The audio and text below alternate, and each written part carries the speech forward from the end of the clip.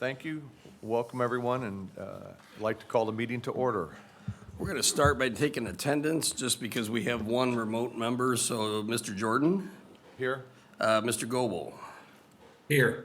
okay, Mr. Lane, Here. Mr. Horvath, Here. Mr. File. Not present. Perfect.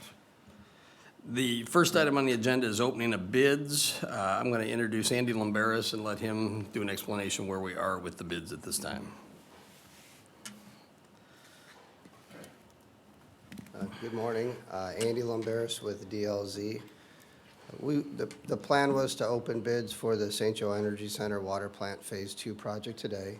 We had, excuse me, previously we pre-qualified contractors, and Kokosing Industrial was pre-qualified to bid.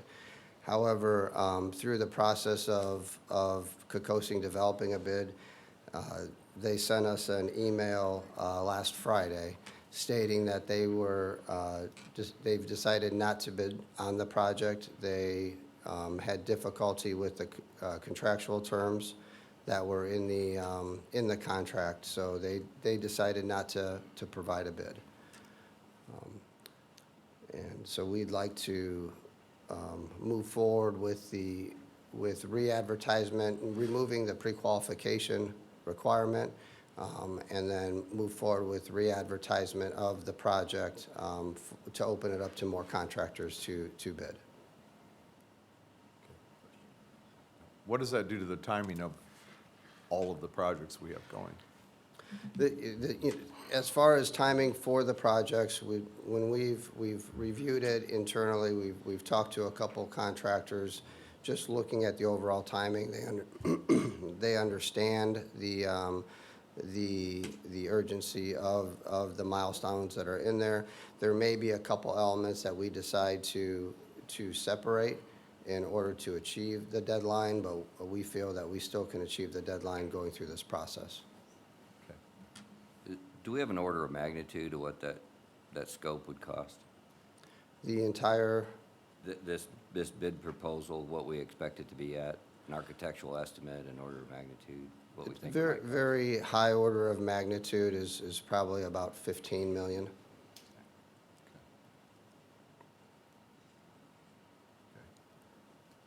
So the next step is requesting new bids. Yes, I believe one item is to discuss the pre-qualification and to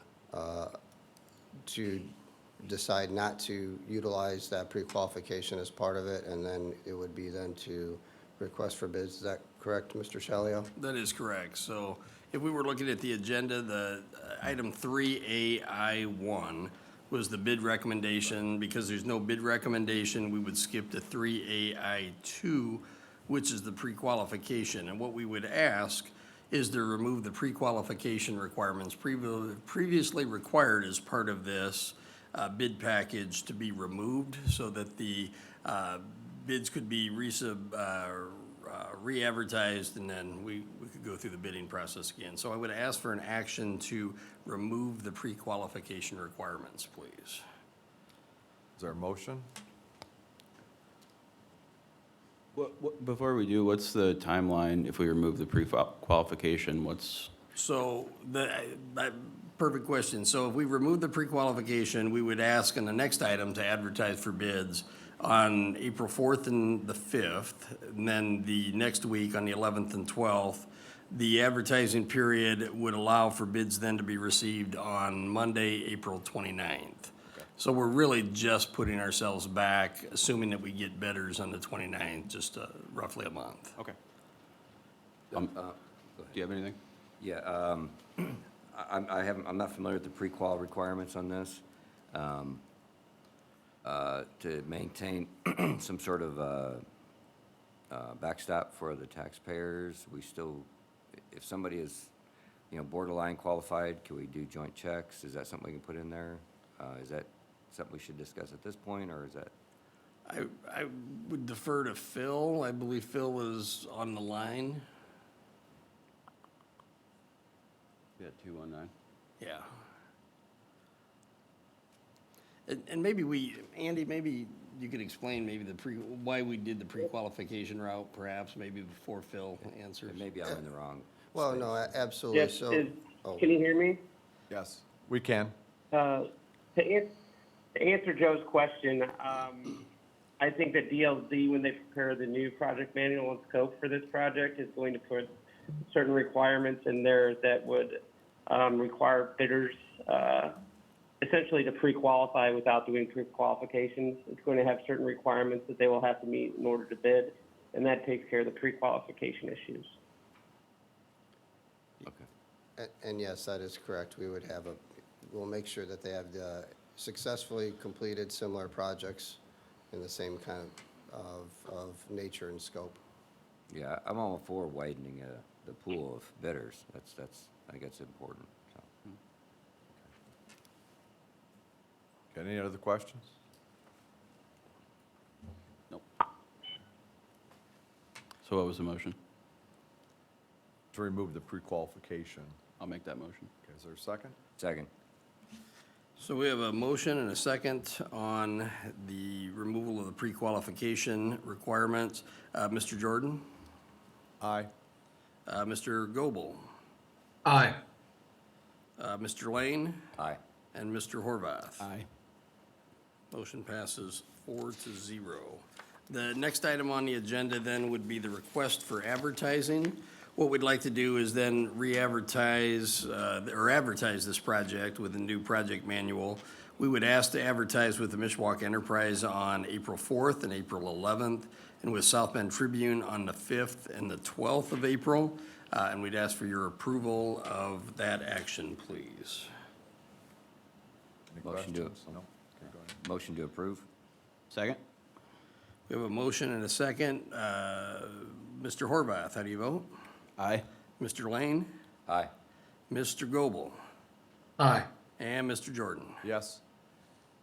Motion passes 4-0. The next item on the agenda is the professional service proposal with DLZ for the IEC lift station project, force main and water main project. This is agreement number 1, so this is supplemental agreement number 1. We had this at our last meeting, and basically what this does is allows us to take the force main project, which previously had three divisions, add a 4th division to the project, and add additional work scope for each of the projects. It would increase Division A, which is the Larison Road Lift Station project, by $418,000. It would increase Division B by adding Part 2. Previously, we only approved Part 1, and it would increase that project by $9,000. It would increase Division C in the amount of $407,000, and Division D, which would be a new division, which would be the Edison Road Smilax Gravity Sewer Project. That would be a new amount in the amount of $620,000. This would be supplemental agreement number 1 to the October contract from 2023.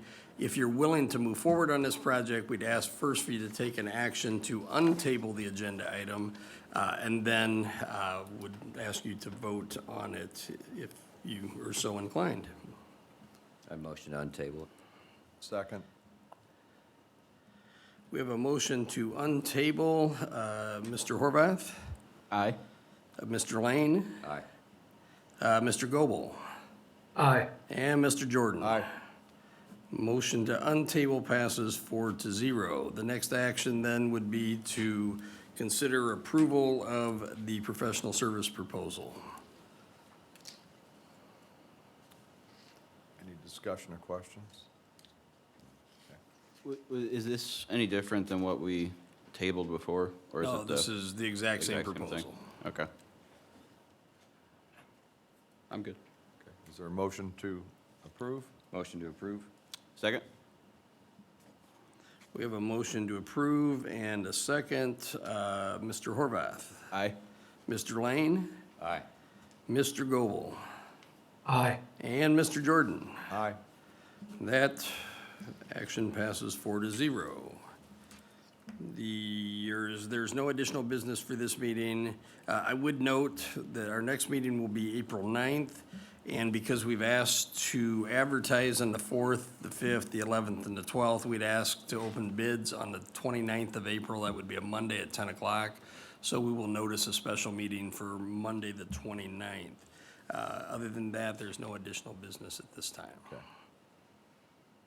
Okay, we'll move to our public comment section of the meeting. If anyone would like to speak, whether it be in person or online, just come to the podium, say your name and address, and you have 3 minutes. So, nobody in the audience, is there anyone online? No? Okay. Seeing none, is there a motion to adjourn? Motion to adjourn? Second? We have a motion and a second. Mr. Horvath? Aye. Mr. Lane? Aye.